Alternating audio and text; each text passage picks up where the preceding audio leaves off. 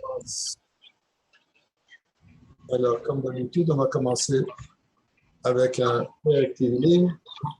Rabbi, excuse me. It's a little too small, the text. Too small. I'm going to see if I can enlarge it.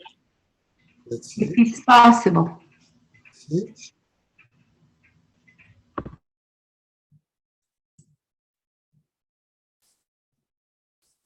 Oh, yeah? Okay. It worked. Better? Thank you. Yes. Excellent. Thank you for pointing it out. Okay. So let us say here, Perek Tehillim, Perek Kuf Chof Aleph, Shelamal es ein Elohim, mein Yovi Ezra, Ezra Mimad Eloi, V'sei Shemayim V'oretz, Aritu Lam Mitraglecha Al Yonam Shemrecha Yinei, Lo Yonam V'lo Yishon Shem Yisrael Adonai Shemrecha Ad Eretzilcha, Al Yad Minecha Yom Hashem Shlo Yakeka V'Yerei B'Loila, Adonai Yishmocha Mikol Ra, Yishmer Es Hashecha, Adonai Yishmotzei Tzvadecha Na'atu V'Ad Elam, and we give some tzedakah. Oh, j'ai oublié, je fais en français, désolé, j'ai oublié. Alors, si vous êtes chez vous, vous avez l'opportunité de donner quelques pièces dans la boîte de tzedakah, allez-y, on le fait maintenant et on va commencer le cours tout de suite. Je suis un peu pressé en temps, alors on va y aller. Cette semaine, une semaine extrêmement chargée de bonnes choses. Et bien sûr que tout cela va nous amener à la bonne chose, la Géoula finale. On a eu Pesach Sheni, il y a 2 jours. Demain, ou d'ailleurs, si vous êtes en Eretz Israël, déjà chez vous aujourd'hui, c'est à Siyum Rambam, la conclusion de l'étude de Rambam, 41e fois du cycle de 3 chapitres que la coutume que le Rabbi a lancée et Bajgacha Pratit, ceci conclut demain, le 18e jour de Iyar. Et jeudi, Bezrat Hashem, nous avons l'Akba Omer. Donc, c'est une semaine pleine de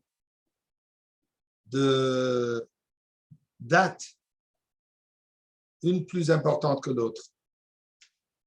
Et comme dans la Torah, tout était également important, mais chacun à son moment est la plus importante. Alors, ce qu'on va faire aujourd'hui, on va voir d'abord par rapport à Pesach Sheni. C'est quoi l'origine? C'est quoi l'idée? Qu'est-ce que ça nous enseigne? Alors, quand on regarde Hayom Yom, comme certainement vous le savez, c'est le petit calendrier que le Rabbi en Tafshin Gimel en 1943, le Rebbe, suite à la demande du Rabbi précédent, il a fait un calendrier spirituel, pas juste un calendrier avec des dates, mais c'est un calendrier avec une pensée pour tous les jours. Durant le long de l'année, et chaque journée, il y a une pensée pour cette journée. Alors, pour Yuda Ledia, le Rebbe rapporte dans le Hayom Yom, et je devrais préciser que je crois presque toutes les pensées, elles sont tous basées sur une parole du Rabbi précédent, ou un mamar, ou d'une sikha, un petit aperçu, ou d'une lettre, mais tout ça, c'est tout ça fondé sur les paroles du Rabbi précédent. Alors, le Rebbe dans Hayom Yom, il rapporte Pesach Sheni, le deuxième Pesach, Inyano, son idée, elle est, son sujet, elle est quoi? Asinishto kai farfaou. Jamais trop tard. Que ce n'est jamais trop tard. Qu'est-ce que ça veut dire? Qu'on peut toujours se rattraper. Qu'on peut toujours se rattraper. C'est jamais trop tard. Mais on peut toujours corriger. Afilu, même, mi shahaya tabe. Celui qui était tamé, il était impur. O shahaya, où il était baderer, en chemin. Ça veut dire rechoka. Physiquement lointain. Donc, celui qui était durant la fête de Pessah, dans le Nissan, quand il fallait apporter le Korban Pessah, il était loin du Beth Amikdash. ou alors il était spirituellement loin. Pourquoi? Puisqu'il était tamé. Tamé vient dû à une personne qui est venue en contact avec un cadavre, avec un mort, avec toutes les choses qui sont tamées qu'on ne peut pas apporter le corban avec, qu'on ne peut pas offrir un corban quand on est tamé. Donc, dit la Torah, que ce n'est pas cause perdue. On peut se rattraper. Et là, ici, le Rebbe ajoute, afilu lachem, même celui qui est lachem. Qu'est-ce que ça veut dire lachem? Alors, le Rebbe explique. Celui qui était loin du Beth Amikdash n'était pas un accident, mais ça a été voulu. Il a décidé, il n'a pas envie de faire le Korban Pessah, il ne veut pas faire Pessah cette année. Alors il s'est éloigné, il est parti du Yerushalayim. Donc c'est quelqu'un qui a intentionnellement, il a commis un péché en sorte de ne pas avoir fait, le Korban, malgré cela, la personne peut le corriger. Donc, une personne qui, par force majeure, qui a été tamée, ou une personne qui n'a pas fait la mitzvah, volontairement ne l'a pas fait, tout de même, Pesach Sheni nous enseigne qu'on peut toujours se rattraper. Ça, c'est ce que le Rebbe dit dans Hayom Yom. Maintenant, voyons la source, l'origine de la mitzvah de Korban Pesach, comme c'est dit dans la Torah. Ici, nous l'avons dans Bamidbar, Perektes, Parashat Ba'alotra, où là, la Torah d'abord commence en disant « Vaïdaber Hashem el Moshe les morts » que Dieu parle à Moshe Rabbeinu. Il dit quand ça? Le Midbar Sinaï, dans le deuxième Midbar, dans le Midbar Sinaï, Bashana Shenit Letzeta Meret Mitzrayim. Je n'ai pas copié cette partie, je m'excuse. Bashana Shenit Letzeta Meret Mitzrayim, la deuxième année après la sortie d'Égypte. Quand ça? Bachodesh Harishon, au premier mois, donc la deuxième année, le premier mois. C'est quand ce premier mois? Le premier mois, comme nous savons, ceci est le mois de Nissan. L'année, elle a deux débuts. Elle a le début de l'année, le mois de Tishri, Rosh Hashanah. Et ensuite, elle a durant Pesach, le mois de Nissan, c'est le nouveau mois, le début de l'année sur le système, sur le cycle des mois. Chodesh Hazelachem, Rosh Chodesh, Rosh Chodashim, ce mois, le mois de Nissan. Pourquoi? Puisque tel que la création du monde est un événement extrêmement important, le début de l'existence du monde, ainsi la sortie d'Égypte. Le Chag HaPesach, c'est un nouveau début. Un début pour un Israël pour être devenu un peuple libre, libéré de Mitzrayim. Et qu'est-ce qu'il dit là? Qu'est-ce qu'il dit? Dieu dit, Yassou. Mais Yassou ben Israël et sa passe le meurtre qu'en Israël, il faut faire le Korban Pesach dans son temps, qui est quand? Le 14e jour du Baba Asayom, le 14e jour du mois de Nissan, c'est là où il faut amener le Korban Pesach, c'est là où il faut fêter la fête. Et effectivement, la Torah continue. Vaïdaber Moshe el ben Israël, et Moshe Rabbeinu, il a transmis le message divin que c'est ça ce qu'il faut faire. Et Vayas et sa Pesach, ils ont fait le Korban Pesach, quand ça, le 14e jour du mois de Nissan. Donc, au moment là, on célèbre la fête de Pesach. Ensuite, la Torah nous dit la chose. Vahi Anashim, il y avait des personnes, Asharayutneim le Nefesh Adam, qui étaient impurs. Ils sont devenus tamés puisqu'ils sont venus en contact avec la mort. Alors, le Chachamim nous donne différentes opinions. Parmi les opinions, une opinion était qu'eux, ils étaient les personnes qui se sont occupées avec Nadav et Avi. On se souvient les deux fils de Aaron à Cohen qui sont décédés quand ils ont amené un feu étrange et exorbe. On ne va pas rentrer maintenant dans ces détails, mais eux se sont occupés de l'enterrement de Nadav et Avihu. Donc, pour ça, ils étaient tamés. Ils étaient la Hebra Kadisha, on va dire. Il y a une autre opinion qui dit que ça, c'était les personnes qui transportaient le cercueil de Yosef Hatzadik. Nous savons que Yosef Hatzadik, avant son décès, il a demandé aux enfants et à la future génération de ne pas le laisser enterrer en Égypte. Quand vous allez sortir de Mitzrayim, peu importe quand, sortez-moi. Et on connaît l'histoire que Moshe Rabbeinu, juste avant de la sortie, ils sont partis chercher le cercueil et Moshe Rabbeinu l'a fait sortir avec le Shem HaMeforash. Il a mis le nom de Dieu dans l'eau du Nil et là, le cercueil est monté et c'est là qu'ils ont pris le cercueil. Alors, ces personnes qui ont transporté le cercueil de Yosef, donc il s'était tamé. Et quand une personne qui est impure, on va l'appeler impureté, il n'a pas le droit de faire le Korban Pesach, Bayom Ha'ou, en ce jour. Alors, ces personnes-là, ils se sont rapprochés, l'Ifne Moshe et l'Ifne Aaron Bayom Ha'ou, ils sont venus en ce jour, ils sont présentés à Moshe et Aaron Bayom Ha'ou, à Anashim Ha'im, ces personnes-là, ces personnes particulières, ils ont dit, Anach, et là, à lui, à Moshe, Anach, nous, on est impurs. Pourquoi? Pas puisqu'on a commis un péché. On est impur puisqu'on est la chevra et c'est une mitzvah de le faire. Le nefesh adam a une âme d'une personne. On s'occupe d'une âme juive. Alors, le fait que nous nous occupons d'une âme juive et la Torah nous dit qu'on est tamé dû à cela, l'homme onigora. Pourquoi est-ce que nous, on manquerait?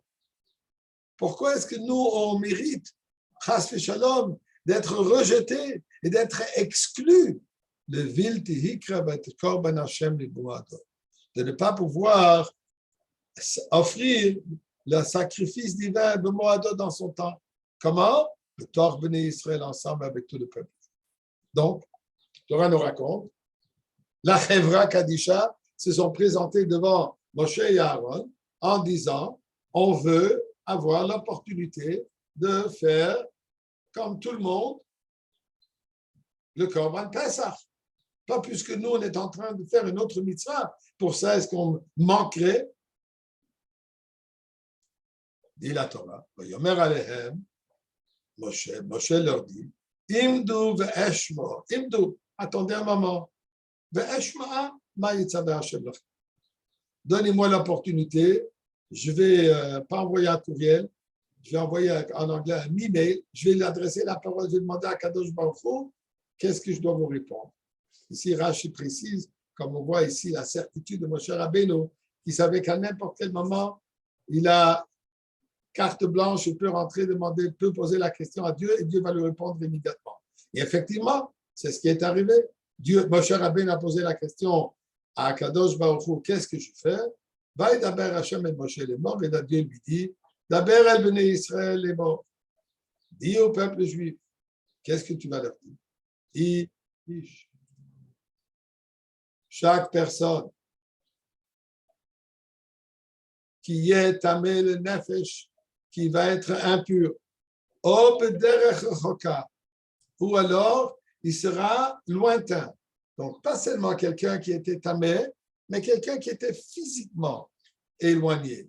Et comme le Rebbe avait précisé ici la reine, qu'est-ce que ça veut dire bederech rochoka, un chemin éloigné, la chem, pour vous, veut dire que vous êtes parti pour vos propres intérêts, que vous avez une intention de ne pas faire le combat.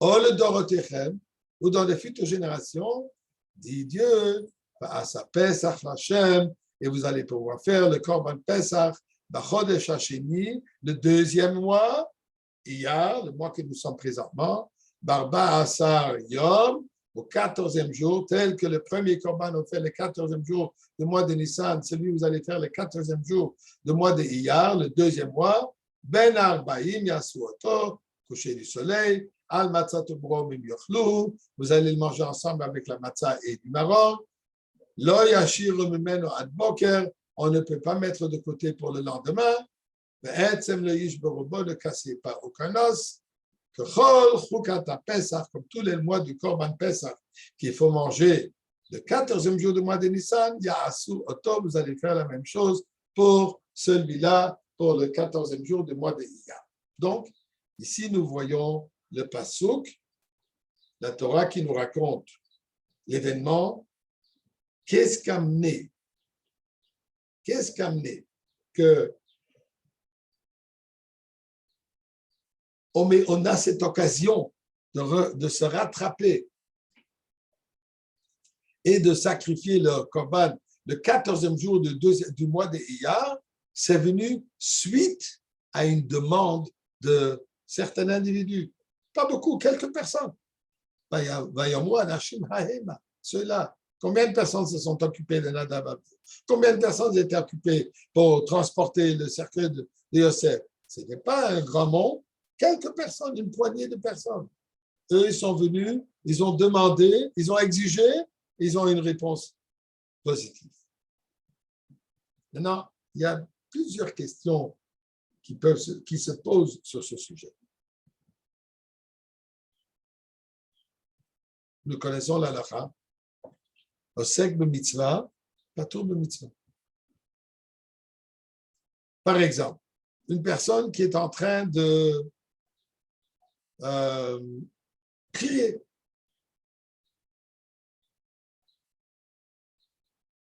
Et à ce moment, il y a quelqu'un qui vient lui dire « Enseigne-moi un sujet de Torah. » Je m'excuse, je suis en train de prier maintenant. Étant donné que je suis occupé en faisant une mitzvah, alors je ne suis pas obligé de faire une autre mitzvah. Sauf si on peut faire les deux en même temps. Et si on ne peut pas faire les deux choses en même temps, osek de mitzvah, patur mina mitzvah. Celui qui est préoccupé en faisant une mitzvah, alors il n'est pas tour de notre mitzvah. Les gens qui se sont occupés de l'enterrement, ils ont fait une mitzvah. Alors pourquoi ils sont même venus demander, je voudrais faire une autre mitzvah? Tu n'es pas obligé. Occupe-toi maintenant de la mitzvah que tu fais. Si c'est ça la mitzvah que tu es en train de faire maintenant, oublie des autres mitzvot. Il n'y a pas d'autre mitzvah pour toi maintenant. Tu ne peux pas faire l'autre mitzvah. Alors ça, c'est ta mitzvah. Ta mitzvah maintenant est de ne pas la faire. Alors pourquoi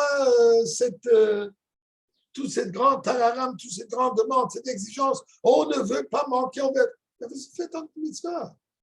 La raison pourquoi vous êtes tamé, ce n'est pas une raison que vous êtes tamé puisque vous avez commis quelque chose, une erreur. Vous êtes tamé puisque vous avez fait une mitzvah. Donc, quand on connaît, il y a une belle petite histoire que Reb Zouch et Rabbi Elimelech, un jour, ils se sont retrouvés en prison. En prison ensemble avec toutes sortes de vagabonds. À un certain moment, Reb Zouch se met à pleurer. Reb Zouch et Rabbi Elimelech. Je crois que c'était Reb Zouch qui se met à pleurer. Et le frère qui lui demande pourquoi tu pleures, il dit, écoute, c'est le temps de Mincha, presque. Et on ne peut pas faire Mincha, puisqu'au milieu de la salle, il y a là-bas un tonneau où les gens utilisent pour faire la bracha shariatza. Et donc, on ne peut pas faire la prière dans un endroit où ça s'est exposé. Alors, il est déçu. Son frère qui lui dit, dis-moi, pourquoi tu ne fais pas la prière? Puisque tu ne veux pas la faire. Tu ne fais pas la prière maintenant de Mincha, puisque Dieu te dit dans le Shulchan Aruch que dans des circonstances comme ça, tu n'as pas le droit de faire la prière. Nous, on n'est pas venus volontairement ici dans cet endroit. On a été pris ici par erreur. C'est pas notre place. C'est pas qu'on s'est posé, on s'est mis dans des situations qu'on ne pourra pas faire Mincha. On nous a forcés de venir dans cette situation. Donc, ça c'est l'ashgacha pratit. Donc, l'ashgacha pratit veut, Providence veut qu'on ne fasse pas Mincha maintenant. Donc, tu dois être joyeux que tu ne fais pas Mincha, puisque c'est ça la volonté de Dieu. Alors, sois heureux que tu peux accomplir la volonté de Dieu en ne pas faisant Mincha. Bon, waouh, très joli. Alors, Reb Zouch est devenu très heureux, il a commencé à chanter, il s'est mis à danser, et les 50 autres vagabonds dans cette salle, cette grande salle de prison, ils sont tous en train de chanter, de danser. Tout le monde est très heureux. Comment on appelle, le directeur de la prison qui voit qu'il y a tout Arsile Schöffer-Brengel, il rentre dans la prison, il dit, mais qu'est-ce qui se passe? Alors, bien sûr, qu'est-ce qu'ils font tous? Ils pointent le doigt sur le juif. C'est toujours la faute du juif. Et qu'est-ce qui est arrivé? Alors, il dit, écoutez, ces deux-là, ces deux juifs, ils étaient en train de discuter, de se disputer, et ils ont pointé sur le tonneau ici, et là, ils sont, en regardant le tonneau, ils ont commencé à chanter, ils ont tous commencé à danser autour du tonneau. Donc, c'est eux les coupables. C'est le tonneau qui est la raison pourquoi ils sont bien dansés. Ah, dit ce directeur, c'est le tonneau qui vous rend heureux? OK. Il a pris le tonneau, il a sorti de la salle et il n'y a rien qui va vous rendre heureux. Vous n'allez plus pouvoir danser. Mais leur se tourne vers Ebzouche. Maintenant, la volonté de Dieu est que tu fasses, mon frère. Okay? Donc, en revenant ici, eux, ils étaient tamés. Pourquoi? Puisque c'était la volonté de Dieu de ne pas faire Korban Pessah. Alors, pourquoi ils exigent aussi de faire le Korban Pessah? Autre question. C'était une mitzvah divine. Est-ce que cette mitzvah ne faisait pas part des 613 mitzvot originales? Pourquoi est-ce que ça a pris qu'on vient demander et dû à la demande de ces quelques personnes, Dieu a ajouté encore une mitzvah dans la Torah? Alors, on va revenir à cela.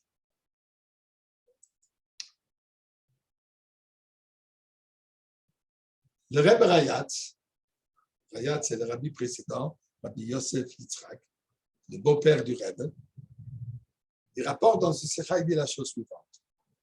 On appelle ça Pesach Sheni. Alors il dit, Amru Chassidim, les Chassidim, il disait, Shloish Dvorim Kruim Sheni. Il y a trois choses qui sont nommées Sheni, deuxième. Première chose qu'on connaît, Nefesh HaShenis, la deuxième âme. Nous avons une âme divine et nous avons une Nefesh HaBahamit, la Nefesh Elokit, la Nefesh HaBahamit. Alors, il y a la Nefesh HaShenit, la deuxième âme. On va revenir tout de suite de quoi il s'agit. Ensuite, il y a Cheder Sheni. Dans les synagogues, dans les choses, il y a Cheder Sheni. Une petite, en anglais, ils appellent ça the chapel. La petite salle de côté, une deuxième chambre où, quand les gens, les retardataires, ou faire un deuxième minyan, il y a encore une chambre dans laquelle on peut faire encore un minyan. On va revenir à ça tout de suite. Et ensuite, il y a une troisième chose qui est quoi? Pesach Sheni. Une troisième chose qui s'appelle le deuxième Pesach. Explique le Rebbe. Il dit, ça c'est ce que les Chassidim disent. Il y a trois choses qui s'appellent Sheni. Il explique le Rebbe précédent, Nefesh HaShenis. De quoi il s'agit quand on parle de la deuxième âme? Ça, c'est la Nefesh Elokit. Comme l'Alter Rebbe dit dans le Tanya, Nefesh HaShenis B'Yisraël, la deuxième âme du Juif, c'est une part de Dieu lui-même. Cette deuxième âme, pas qu'on pense qu'elle est deuxième, elle est secondaire, elle est moins importante. Non, au contraire. Elle est sur cette âme, dit l'Alter Rebbe, Shidvar Hashem, c'est la parole de Dieu. C'est quoi? Ça fait part de Dieu lui-même qu'on a étudié aujourd'hui dans le Tanya, que la pensée de Dieu, la parole de Dieu, tout ça, c'est une chose avec Dieu lui-même. Donc, Nefesh Elokis, il dit, c'est quoi le Nefesh Elokis? Le Nefesh HaShenis, on parle de l'âme divine. C'est ça ce que Nefesh HaShenis représente. Beis, quand on parle de Cheder Sheni, alors, dans les shuls chassidiques, coutume était de bâtir une deuxième petite chambre, mais ça ne s'appelait pas dans les shuls chassidiques, ça ne s'appelait pas, on ne l'appelait pas Cheder Sheni, la deuxième salle, mais ceci s'appelle des Chabad Mitzvah. Des Chabad Mitzvah. C'est un jeu de mots yiddish. Chabad, Chachma Binadad, Mitzvah. Qu'est-ce que ça veut dire? Ça, c'était l'endroit dans lequel les chassidim, qui voulaient prier plus lentement, qui voulaient prier avec plus de kavana, se concentrer une demi-heure, une heure ou des heures. Comme, je suis sûr que vous êtes au courant qu'il y a des gens qui prient de longues heures. Et où est-ce qu'ils ne veulent pas faire ça dans la choule devant tout le monde? D'abord, ils ne veulent pas être dérangés. Ils ne veulent pas déranger d'autres. Et aussi, ils ne veulent pas que tout le monde voit comme ils sont en train de prier si longtemps. Alors pour ça, il y avait cette petite salle à côté où seulement les gens qui priaient longtemps rentraient là-bas. Ça s'appelait le Chabad Mitzvah. Dit le Rebbe, pour qui est-ce qu'on a bâti cette chambre. Et je le rabbanim. Pour les rabbanim, à réserver masse. Ça, c'est pas approprié pour que le rab doit sortir de la grande choule et aller prier de côté. C'est pas respecté. Pour les shortim, ceux qui sont occupés avec les affaires communautaires, de faire la shkuta, etc. Ils n'ont pas le temps de prier pendant des heures. Ils doivent aller à la shkuta, les gens leur attendent. La femme les dames leur attendent avec un petit poulet, comme c'était dans le temps. Ils n'ont pas le temps de rester des heures et des heures après, des demi-journées. Il faut qu'ils aillent faire ce qu'ils ont à faire. Alors, pour qui c'est fait? Il dit, ceci n'a été fait que pour les batim chassidim. Les batim. Qu'est-ce que ça veut dire les batim?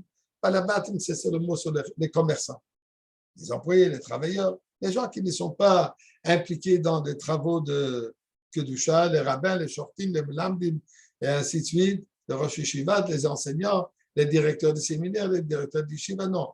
Pas les batim. Les batim, ça veut dire ceux qui s'occupent du monde de tous les jours. Les commerçants, les travailleurs, les employés. Mais ils sont chassidim. Ils sont des chassidim chez Balabatim.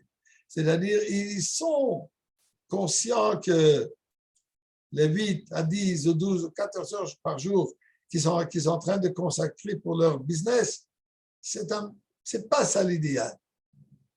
Alors, ces gens-là, Hem Yodu, eux, ils étaient bien conscients qu'il faut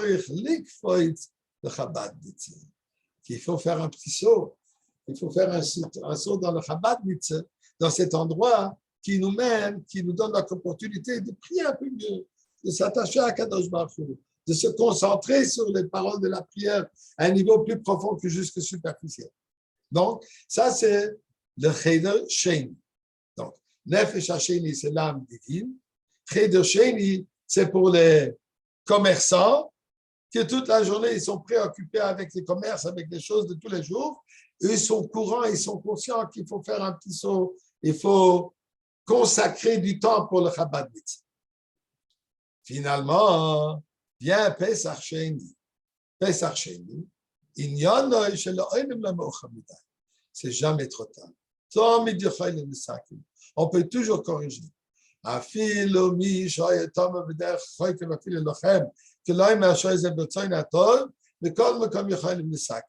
Qu'est-ce qu'il dit? Comme on a vu tout à l'heure, que Pesach Sheni nous enseigne qu'on peut toujours se rattraper. Là-dessus, dit le rêve précédent, que quand on prend l'âme divine, et on rentre dans le Cheder Sheni, qu'est-ce que ça veut dire? Qu'on rentre dans cet état d'esprit de concentration sur notre relation avec Dieu, alors là, ça devient un Pesach Sheni, que tout s'est corrigé. Donc, c'est une belle pensée. Il dit que le Nefesh Elekit qui influence le Nefesh Abhami du Balesek de rentrer dans son lien, son rattachement avec la Kadosh Baruch Hu, alors on peut tout corriger. Alors, nous avons Pesach Sheni. Donc, ça sont les 3 Sheni, tous les deux. Chaque deuxième commence à se relier. Ce qui est d'intéressant ici, beaucoup de choses qui sont intéressantes, qu'il y a 3 sujets. 3 sujets qui sont 2. Nous savons quand on parle de 2, 2 représentent séparation. C'est ça le concept de 2. Deuxième jour de la création, Dieu a séparé les eaux de haut et les eaux de bas. Séparation. Et pour ça, il n'y a pas marqué Kiktom, puisque c'était une séparation. 3, au contraire, représentent l'unification de 2 opposés ou de 2 séparés. Comme on dit tous les jours de Rabbi Shmuel à la fin, quand nous avons 2 versets qui se contredisent, vient le 3e, il les unifier, montre qu'il n'y a pas de contradiction. Intéressant ici. Ici, on parle de Sheni. Effectivement, Nefesh Elekis et Nefesh Abamis sont en conflit. Le Nefesh Abamis est toujours en conflit avec le Nefesh Elekis. Cheder Sheni, aussi ça représente une certaine séparation. Il sort du Kahal, il sort de tout le monde, il va prier à l'extérieur, dans cette petite salle. Pesach Sheni, aussi, c'est dû à quoi? Le Sheni, c'est quoi? C'est dû au fait qu'ils sont séparés, ils sont hors de la communauté. Pourquoi? Puisqu'ils sont tamés. Mais quand on met les trois ensemble, quand on prend tout ce qui est Sheni et on les unifie, les forces et les qualités de tout ce qu'ils possèdent, là, ça devient un rattrapage et on peut se rapprocher au niveau le plus haut. Comment le niveau le plus haut? Eh bien, regardons un passage. Dans le Tehillim, chapitre 25, il nous dit, c'est le Tachanun qu'on dit tous les jours. Le David, Elech Hashem Nafshi. David Amelech, il dit, Elecha, vers toi Dieu, Nafshi Esa, j'élève mon âme. Elokai b'chobotarti, en toi je fais confiance. Al evoisha. Je m'excuse, par erreur, j'ai monté sur le site, sur l'écran, la page en anglais, pas la page en français. Mais ça va, on traduit et je suis sûr qu'il y a certains parmi vous qui sont bien capables de lire l'anglais et l'hébreu. Allez, Voisha, ne me fais pas honte. Alialtsu oivaili, que mes ennemis ne triomphent pas sur moi. Ensuite, dans le Pasuk Chet, David Amel a dit, Tov Yashar Hashem. Dieu, il est bon et il est droit. Et pour cela, puisqu'il est bon et droit, Alken, Yorech Hataim Badarech. Et c'est pour cela qu'il montre ceux qui ont commis des péchés, il leur montre le bon chemin.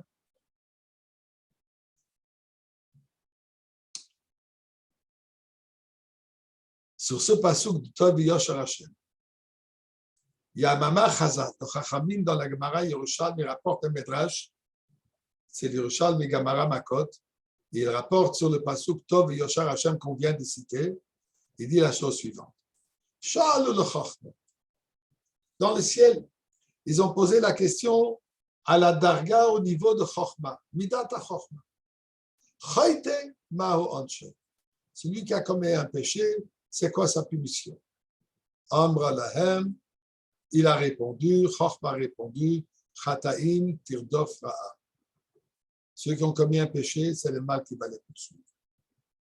Sha'al le Nevoa, ils ont posé la question à la Nevoa, à la qualité, à la force divine de Nevoa, de prophétie. C'est quoi son punition? Amra Lahem, la Nevoa a répondu, Nefesh Achatad, Itamut. Une personne qui commet un péché, peine de mort. Ils n'ont pas lâché. Charles le Torah. Ils sont venus poser la question à la Torah. C'est quoi sa punition? Amra Lahem. La Torah leur a répondu. Yovi Hashem Yisrap Perloi. Qu'il amène un korban, qu'il amène une offrande, korban Hashem, un animal. Ça va lui coûter de l'argent. Il va faire cet effort en dépensant de l'argent pour le Beth Amikdash, puis qu'à Perlon, on va le pardonner. Finalement, ils sont venus poser la question à Dieu. Et qu'est-ce qu'il a en Marlem? Dieu leur répond, qu'il fasse la teshuva. Et en faisant la teshuva, on va lui pardonner. Qu'est-ce que nous voyons ici? On voit ici que ni la Chochma, ni la Nevoa, même la Torah, une personne qui a commis un péché, où il va être puni, où il doit porter un korban, il doit faire quelque chose de très particulier pour enlever ce péché et pour se faire pardonner. Tandis que quand on vient chez Dieu, il ne dit même pas qu'il faut amener un korban. Qu'est-ce que tu vas faire? Il y a assez de teshuva.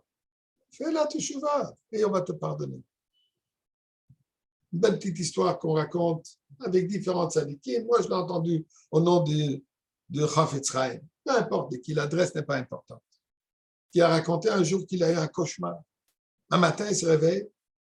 Il dit, j'ai rêvé comme j'étais devant le Bedin Shabbalah, que son âme a séparé du corps. Il est mort, il est décédé. et se retrouve devant la cour céleste. Et il y a les avocats et il y a le procureur. Les avocats sont les mitzvot. Le procureur, c'est le représentant des péchés. Un tzaddik comme lui, et c'est sûr qu'il rentre dans le Gan Eden. Eh bien, tous les mitzvot, ça passe, et ça s'ajoute une montagne de mitzvot. Mais là, et on est prêt à l'envoyer au Gan Eden, vient le procureur et dit, un instant, c'est vrai, il y a toute cette montagne, mais il y a une faille ici. Ici, ce n'était pas 100% sincère. Ici, il y avait un petit banc. Et le Chofetz Chaim, il dit, je suis là-bas, et je commence à transpirer. Oh, qu'est-ce qui se passe? C'est vrai ce qu'il dit, c'est pas faux. Effectivement, je me souviens, cette passée-là, la prière n'était pas parfaite, l'étude n'était pas parfaite, j'ai fait une erreur dans une halakha, et j'ai commencé à avoir très très peur. Qu'est-ce qui va arriver avec moi? On va m'envoyer au Gehennom. Et là, je suis en train de trembler, et la cour céleste ne sait pas quoi faire. On ne va quand même pas envoyer le Chofetz Chaim au Gehennom. Ça n'a pas de sens. C'est vrai, il a commis quelques péchés, disons, à son niveau. Mais l'a envoyé au Gehennom, inconcevable. Mais dit le procureur, on ne va pas laisser quelqu'un. Tu veux que le Chofetz Chaim rentre dans le Gan Eden avec des erreurs, qu'il n'a pas sa place, qu'il doit sa place absolue. Et il y a une grande discussion, il y a une grande différentes opinions. Qu'est-ce qu'il faut faire avec le Chofetz Chaim? Et ils ne savent pas quoi faire. Il dit, je suis là-bas en train de trembler, mais qu'est-ce qui va être le psak din? Qu'est-ce que sera la décision finale? Le Beddin ne sont pas capables de trancher. Dieu vient. Il faut faire appel à Dieu. Dieu dit, qu'est-ce qui se passe? Et il dit, voilà, Chofetz Chaim, tant de mitzvot, mais aussi quelques péchés. Et là, je me trouve devant Dieu et je suis en train de dire, bonne chose là, mais aie pitié. Et tout à coup, j'entends la voix de Dieu et dit, un instant, est-ce qu'il est vivant ou il est mort? Alors il dit, non, non, non, il est toujours vivant. Alors, s'il est vivant, qu'il retourne et qu'il fasse teshuva et tout va être pardonné. Tov et Yachar Hashem, Dieu est bon, Dieu est droit, et pour cela, il nous montre le chemin comment faire teshuva. Non seulement qu'il accepte notre teshuva, mais même quand on a commis, comme on a vu tout à l'heure, la haine, quand la personne a intentionnellement, il n'a pas fait le Korban Pesach, nous dit la Torah, nous dit Dieu, tu peux te rattraper. Comment? Comment est-ce qu'il va se rattraper? Viens Korban, viens Pesach Sheni. Bien sûr que Dieu savait, quand il a donné la première mitzvah de Pesach, qu'il y aura Pesach Sheni. Mais est-ce que Dieu voulait que la personne demande? Quand est-ce que c'est une teshuva sincère? Quand la personne crie du fond de son cœur, je veux retourner, je veux changer, je veux faire mieux. Là, Dieu dit, il n'y a pas de problème, toutes les portes sont ouvertes. Mais il faut que ce sont des hahema, ces gens-là. Ces gens qui étaient tamés, pourquoi? Puisqu'ils ont fait une mitzvah, mais ils ont choisi cette mitzvah. Ils ont quand même choisi une situation qu'eux, ils ne vont pas pouvoir faire la mitzvah. Mais eux, ils demandent lama mikara, pourquoi est-ce qu'on va être rejeté? Pourquoi est-ce qu'on va être repoussé? Qu'est-ce que nous voulons faire? On veut se rapprocher. Yikriv Korban Hashem, on veut se rapprocher de Dieu. Bemoado dans son bon temps. On ne veut pas attendre. Ne me dis pas que l'année prochaine, je vais pouvoir le faire. L'année prochaine, il y aura encore une année, tu vas faire le Korban Pesach. Dis non, je veux Bemoado maintenant. Je ne veux pas attendre. Comment ça? De Tor Béné Israël, je vais faire part de tout le peuple. Je ne veux pas être hors de la communauté. Je ne veux pas être excommuniqué. Je veux faire part de tout en Israël. C'est ça ce que je demande, c'est ça ce que je veux. Donc, dit Dieu, quand tu demandes, et tu demandes sincèrement, là, je te donne une deuxième occasion. Et pourquoi particulièrement la mitzvah de Korban Pesach, pourquoi ils ne sont pas venus demander, j'ai raté Sukkot, je veux refaire Sukkot, j'ai raté Kippour, je veux faire un autre Kippour, non. De quoi il s'agit ici? Ici, il s'agit Korban Pesach. Korban Pesach représente Yetziat Mitzrayim. Korban Pesach représente notre délivrance. Korban Pesach représente qu'on ne veut pas être des esclaves. On ne veut pas être enfermé dans l'Égypte. Comme l'Alter Rebbe explique dans le Perek Memzayin du Tanya, que quand on parle de Mitzrayim, on parle de notre Mitzrayim. Quand nous réalisons qu'on est lachem, on est on est un chemin éloigné. Mais je veux revenir. Qu'est-ce que ça veut dire je veux revenir? Je ne veux pas rester emprisonné dans mon nefesh abahamit. Je ne veux pas rester emprisonné dans mes habitudes, bonnes comme mauvaises, mais je veux sortir de mes habitudes. Je veux faire mieux que j'ai fait jusqu'à présent. Là, dit Dieu, Pesach Sheni. Tu peux l'avoir. Je te le donne. Et il dit tout de suite, ne mets pas pour le lendemain. Ne me dis pas que demain tu vas faire le combat. Now, c'est maintenant. Nous dit le Rebbe dans Sechat Shimam Zayin, ce que nous devons apprendre parmi les choses que nous devons tirer de ce message. Ici, c'est relié aussi au Rambam et à l'Akba Omer.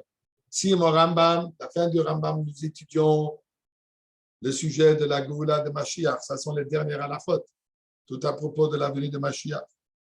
L'Akba Omer, c'est la Hiloula de Rajbi, que le Rajbi dit que ça c'est avec le Sefer de Rajbi, avec les Zohar, on va sortir du Galout. Le Rajbi qui dit lui-même, je peux prendre la responsabilité du monde entier, je peux le prendre sur mes épaules.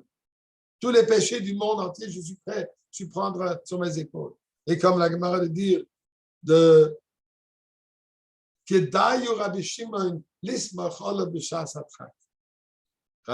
mérite qu'on peut lui faire confiance dans les moments difficiles. Le dit le Rebbe. Le moment difficile, c'est le galout. Nous voulons déjà la finition de ce que le Rambam nous enseigne. Mais quand est-ce qu'on le veut? Now. Comme les gens de Pesach Sheni, ils sont venus on ne veut pas attendre l'année prochaine. Les villes disent, on ne veut pas être repoussé pour ne pas pouvoir faire la mitzvah de Moadam maintenant. Tu me dis quoi?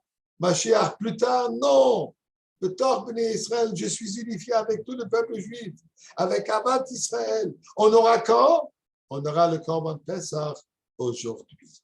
On aura la Goula aujourd'hui, c'est ça ce que le Rabbi dit. Ça ne suffit pas juste de croire, ça ne suffit pas seulement de penser, mais il faut exiger. Il faut venir à Kadosh Baruch Hu et dire à Dieu, Ad Matai. Il faut dire à Kadosh Baruch Hu combien de temps on va rester en galoute. On dit oui, on veut Mashiach, non, on veut Mashiach maintenant. Et on proclame en disant que nous voulons la Goula maintenant. Et la réponse de Dieu, elle sera effectivement que nous mériterons aujourd'hui même. On a eu Pesach Sheni il y a quelques jours, on aura Pesach Shlishi, il n'y a pas de problème. On est prêt à faire Pesach Sheni aujourd'hui même, ensemble avec ici mon Rambam. Et comme ce sera beau, comme ce sera extraordinaire, se retrouver dans le Beth Amikdash avec Moshe et Aaron, tous les Kohanim qui vont amener le Korban Pesach. Je ne sais pas si on pourra encore le faire maintenant. On va laisser ça. Mashiach nous dira si ça s'applique encore aujourd'hui le Korban Pesach ou non. On va lui laisser, mais on va certainement voir. Juste imaginez-vous. Et pas dans une vision, mais imaginez-vous sincèrement, clairement. L'image. Moshe Rabbeinu, Aaron HaKohen, Avraham, Yitzhak, Yaakov, Rabbi Shimon Bar Yochai, Rajbi, le Rambam et Mashiach assis tous ensemble. Vous vous rendez compte de cette lumière? Vous vous rendez compte? Et tous ils vont écouter la Torah Hadasha, la Torah Hadasha qui sortira de la bouche de Rabbi Melech HaMashiach. Juste imaginez-vous cette image, comme c'est extraordinaire. Ceci ne peut demander que Ribono Shel Olam. On le veut now, on le veut maintenant. Ad Mosai, Yechi HaMelech, rendez-vous à l'entrée principale du Beth Amikdash. Now. Amen et merci.